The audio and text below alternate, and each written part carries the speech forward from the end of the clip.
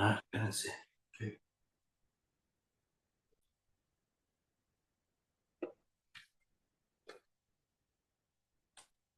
Hola, ¿qué tal? Muy buena tarde. Nosotros somos el equipo que va... Bueno, ya. Bueno, soy Fernando Pérez de la licenciatura Política y Gestión Social. Bueno, nos acompaña nuestro compañero Ricardo Tehuizzi, Ricardo Rojas y nuestra compañera Ichel López. Bueno, nuestra investigación trata sobre la centralización de poder. Y bueno, para entender más o menos qué es la centralización de poder, debemos de tener en cuenta un contexto histórico derivado a que en el mundo y en todas las civilizaciones han habido este tipo de gobiernos despóticos o no. Y bueno, en México pues está más que nada claro que así así. Y bueno, voy a ceder la palabra a mi compañera Ichel López. Gracias. Eh, bueno, para comenzar a abordar el contexto histórico, debemos comprender que no es un hecho aislado que en México surja la centralización. Esto parte de el Estado moderno en su construcción y bueno, eh, la centralización del poder nace también en el Estado premoderno. Antes del siglo XV, la mayoría de los territorios eran feudos, eran ciudades-estados o reinos fragmentados, y la autoridad estaba dividida entre nobles, iglesias y comunidades locales. Como tal, no existía un poder central fuerte. Sin embargo, conforme va avanzando el siglo XV, aparecen estados centralizados como Francia, como España, Inglaterra, y los reyes empezaron a concentrar el poder para cobrar impuestos de manera directa, para crear ejércitos nacionales, reducir el poder de la nobleza. Y entonces entramos al absolutismo. Es el punto más alto de la centralización y, bueno, es el absolutismo monárquico, en donde el Estado se concibe como una sola autoridad con poder total, es decir, el monarca, ¿no? Y la capital se convierte en el centro del poder político, económico, militar. Seguimos entonces con las revoluciones y la burocracia moderna. Aunque estas revoluciones liberales impulsaron parlamentos y constituciones, la estructura del Estado concentralizado se mantenía. Y a su vez también se creó la burocracia moderna, que organiza impuestos, la educación, el ejército, la economía, pero todo sigue siendo desde la capital. Entonces, bueno, entendemos que la centralización del poder no es un fenómeno radicado aquí, sino que es una característica, ¿no?, del Estado moderno, como mencioné anteriormente. En México vemos inicios de esta centralización del poder contemporánea desde el virreinato. Todas estas decisiones se tomaban para la Nueva España desde la colonia española. Tenemos que en Latinoamérica también, en el dominio portugués, los territorios eran gobernados por virreyes, audiencias y capitanes generales. Sin embargo, pues las decisiones importantes venían desde la capital de los virreinatos. Y esto dejó una cultura política centralista. Bien, en este caso el contexto histórico es bastante importante, pero contemporáneamente en México se ha vivido y ha existido gobiernos en donde podemos encontrar semejanzas respecto a esta centralización del poder. Y algunos son los síntomas contemporáneos que hoy aboga la democracia, pero más allá de la democracia, sinceramente es importante validar puntos clave para discernir esta discusión de cómo es esta nueva centralización de poder que, bueno, para entenderlo mejor, es como la hegemonía del PRI, lo fue alguna vez en México, la hegemonía del PAN, y bueno, es importante señalar características muy definidas en la actualidad. Bueno, una de ellas bastante criticada es obviamente la mayoría legislativa, que en este caso el poder central ya se emana directo del partido de Morena y sus fuerzas aliadas. Bueno, en estas mayorías pues está la Cámara de Diputados, el Senado de la República, eh, obviamente el que, bueno, considero que tiene más peso sería el Poder Judicial. Esto por las iniciativas de reforma que se emanan de estas y abogan asimismo de estas, ¿no? Bueno, algunos críticos señalan las desapariciones de organismos autónomos, que ya más adelante se verá. Bueno, estos organismos autónomos, de los dos principales que podemos observar, pues sería obviamente el INAI, que sería la transparencia al acceso de la información y protección de datos personales, y la Comisión Federal de la Competencia Económica, que esta última no tiene tanta crítica, sin embargo, sí se tiene crítica de esta desaparición, ¿no? Porque todavía se puede dudar sobre el INAI, pero de la COFESE es ahí un tema bastante relevante, ¿no? Bueno, del INAI, ¿no? Andrés Manuel López Obrador criticó mucho este órgano que fue muy importante para la transparencia y, claro, aboga por ciertos datos personales, ¿no? Bueno, sus críticas sostienen que su debilitamiento podría traducirse en una concentración excesiva en el poder ejecutivo. Con esto, obviamente, se reduce la capacidad de vigilancia independiente y afectando la calidad de la democracia.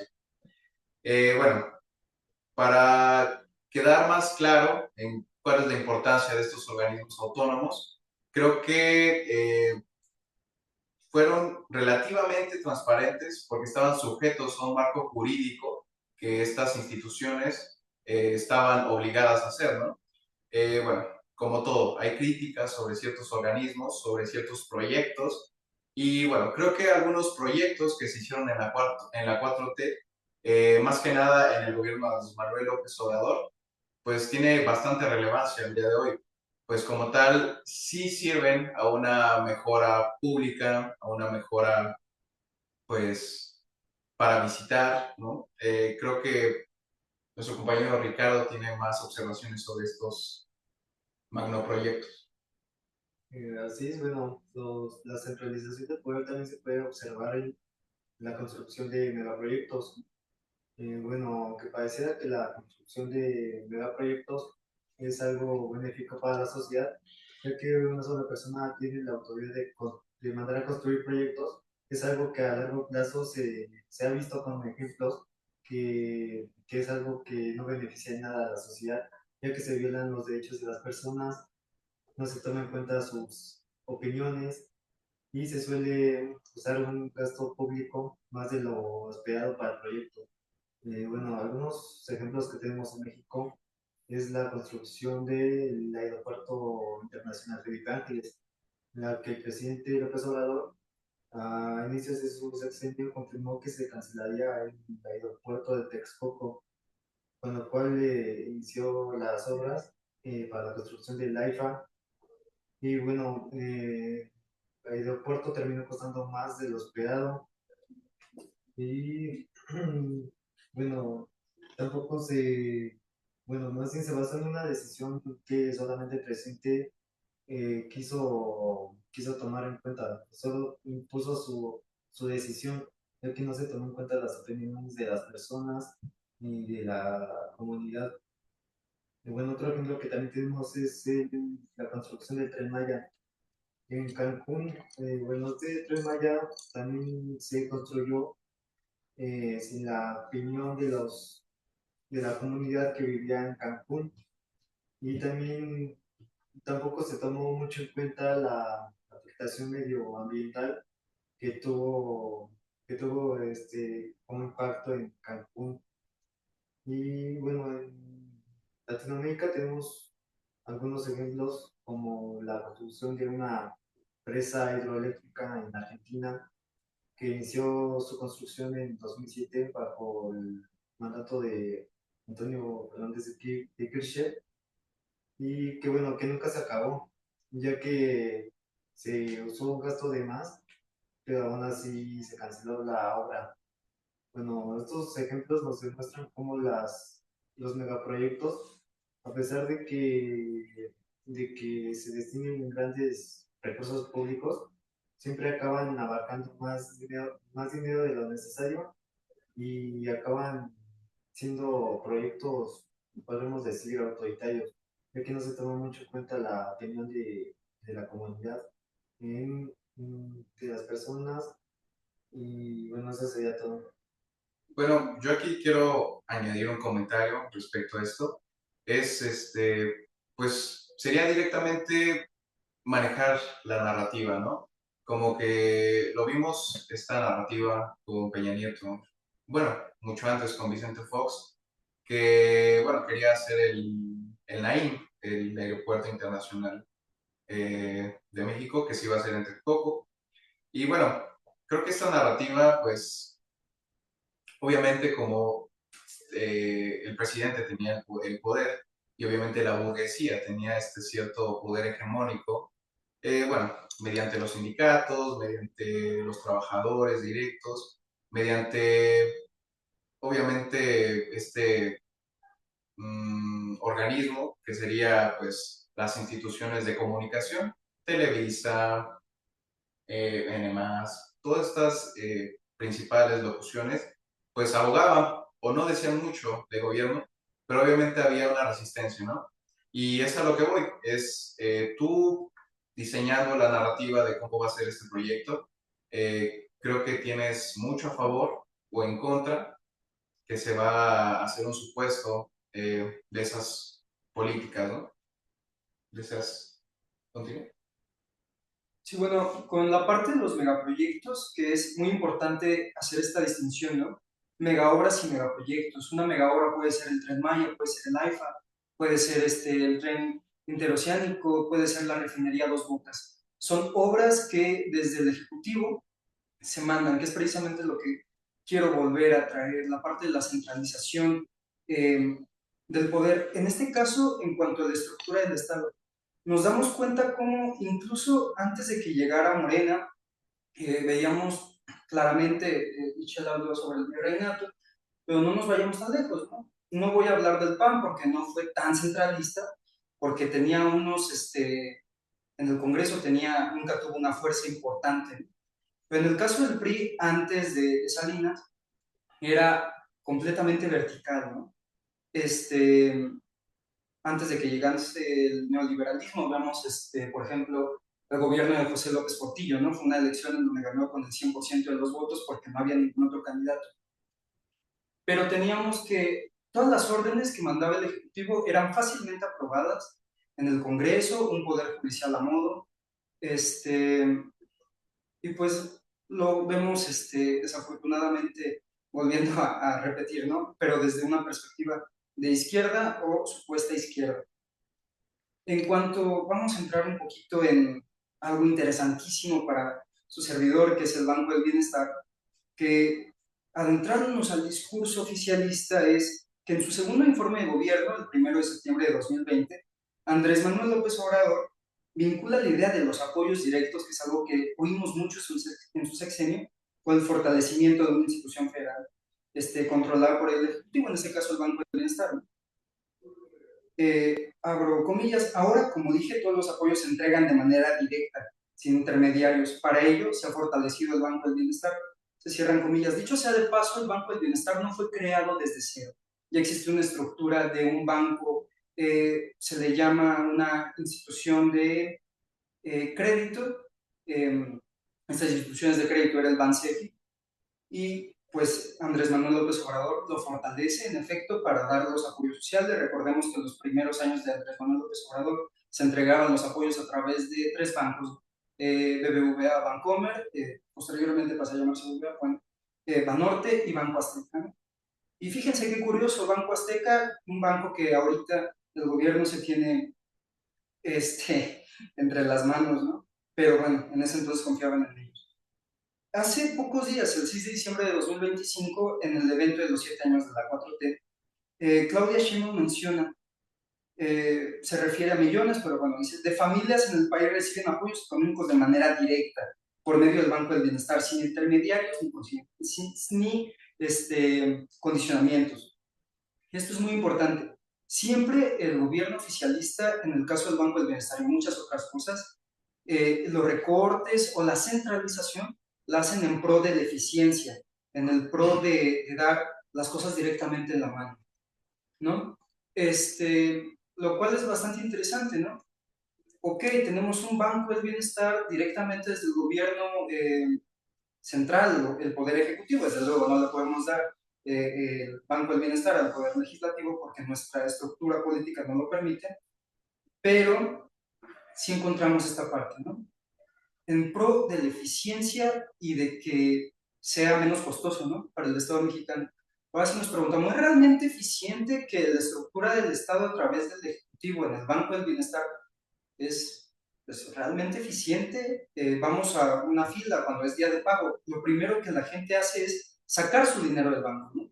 Porque no confían en la estructura gubernamental, no confían en el Banco del Bienestar, por mucho que ellos voten por Morena, o que confíen en López Obrador, o que confíen actualmente en la doctora Claudia Sheinbaum Pardo, no confían en sus instituciones, ¿no? Incluso en el Poder Judicial no, tampoco confían, no confían en las fiscalías que en la mayoría están controladas desde el Ejecutivo. Veamos el caso de Ernestina Godoy, ¿no? Aprobada en fast track. Bueno, no confían y vas a las filas del Banco del Bienestar, están llenísimas, un banco que objetivamente pues no sirve, porque lo primero que hace la gente al ver el dinero ahí es querer sacar dinero. Entonces ahí tenemos un tema, ¿no? De realmente esta centralización es algo positivo, la gente lo ve bien. La gran mayoría te va a decir, no, pues sí, está excelente, ¿no? Antes aquí venía una persona y me daba el apoyo, o es que también mi marido tenía el apoyo, pero murió, pero todavía me siguen llamando para recibirlo, pero a veces no lo recibía. Bueno, unos casos de corrupción tremenda, ¿no? Y es lógico, ¿no? Hacer una estructura centralizada para que todo el mundo reciba en igualdad de circunstancias y que sea eficiente. El problema es cuando caen en las manos equivocadas, no voy a decir específicamente cuáles, pero pues caen en manos equivocadas y pues no sucede como debería ser. En cuanto a la centralización, Mario Delgado fue presidente nacional del partido, actualmente es secretario de Educación. Hablaba de que lo que habrá es un ejercicio de compactación para hacer el gobierno más eficaz, más transparente, más cercano a la gente. ¿Más eficaz? ¿Es realmente eficaz un gobierno que tiene a la gente, a los adultos mayores esperando en el banco durante 5 horas para recibir un apoyo? O una jefa de gobierno que manda a todos los universitarios a la plancha del Zócalo para recibir una tarjeta. ¿Eso es eficiencia? ¿Es más transparente? ¿Es transparente? ¿Vemos en dónde están las ganancias del Banco del Bienestar? ¿Es más cercano a la gente? ¿O estamos viendo una estructura central, ¿no? Antes los apoyos pues, lo mandaba una persona que ya conocías, ¿no? Y ahora pues es en una ventanilla que recibe cientos de personas al día, ¿no? Igualmente es meramente jerárquico y orgánicamente adscrito a una Secretaría del Bienestar, ¿no? El Banco del Bienestar no depende solo, sino el liguito viene desde la Secretaría del Bienestar, Poder Ejecutivo. Todas las dependencias que han sido creadas en este sexenio han venido desde esa parte. Desde luego, no es un problema aislado, como comento, el PRI lo hacía, ¿no? Es algo meramente que México se ha acostumbrado a que sea todo vertical, ¿no? Es algo que definitivamente deberíamos ir cambiando, por lo menos si queremos hablar de un Estado democrático, que es lo que se jacta hacer el gobierno de Morena, y pues vemos poco a poco que no, y no está mal que no sea precisamente un gobierno democrático. Lo que la mayoría de nosotros vemos en la parte del equipo es, si tú no eres un gobierno democrático, ¿por qué no lo dices? Bueno, en este aspecto, pues China, Rusia, Singapur incluso, Hungría se han declarado abiertamente gobiernos no necesariamente democráticos, ¿no? En pro de la eficacia, en pro de que la gente pueda vivir mejor, ¿no? Pero la gente realmente está viviendo mejor con el gobierno de López Obrador a partir de esto, o seguimos en el mismo caso, ¿no? Por ejemplo, los apoyos sociales, sí, ha bajado la pobreza y es un gran éxito, y es mediante dos vertientes. Desde luego, el aumento al salario mínimo, que en efecto da una mejor calidad de vida a la gente, y el otro es la entrega de apoyos sociales, ¿no? Pero si tú quitaras los apoyos sociales, ¿esa gente seguiría viviendo mejor? ¿Se han creado oportunidades? ¿O nada más es darle dinero a la gente para que viva mejor? Bueno, con esta discusión pues se abre una brecha derivada directamente justamente de Andrés Manuel López Obrador, que sería la polarización política. Si antes estaba muy en boca de todos, pues ahorita más, ¿no? Se ha hecho como esta contradicción directa, ¿no? Pues la clase alta contra la clase media o la clase baja. Bueno, esta polarización, pues obviamente la enfatizó mucho Andrés Manuel López Obrador en su gobierno, ¿no? Como pues culpando a todo aquel ente antes de él que pues fue directamente culpa de ellos, ¿no? Esto es lo que dice. Bueno, y respecto a los programas sociales, sí son 14 programas sociales con los que el bienestar cuenta, que pues básicamente pues serían ayuda directa a mayores, a personas mayores, a transportes universitarios, Sembrando Vida, jóvenes de educación superior. Bueno, pero es la cosa por la cual se realiza esta dialéctica y los invitamos a que ustedes hagan este tipo de crítica, obviamente constructiva, más no tergiversando como lo hacen pues ciertos sectores, como ya había mencionado, comunicativos. Obviamente no estamos abogando por el mal gobierno, bueno, tal vez sí, pero pues sería más como tomar en cuenta lo bueno y también criticar mucho lo malo, como cualquier gobierno, ¿no? Es pues esta invitación a lo que queremos hacer.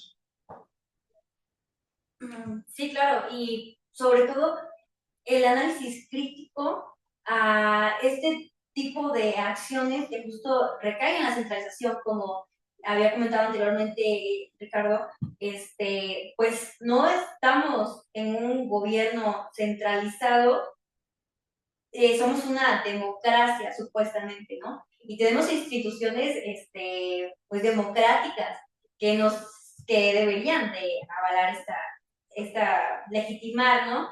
Todas las acciones que se hagan. Sin embargo, pues la centralización sigue siendo una característica fundamental de nuestros sistemas políticos y es importante hacer esa observación. Bueno, ¿quieren añadir algo más? Por el momento, bueno, creo que sería todo. Pues muchísimas gracias por escucharnos, gracias al profesor que nos está ayudando. Pues nos despedimos enfatizando la crítica constructiva, el pensamiento crítico y pues nada más.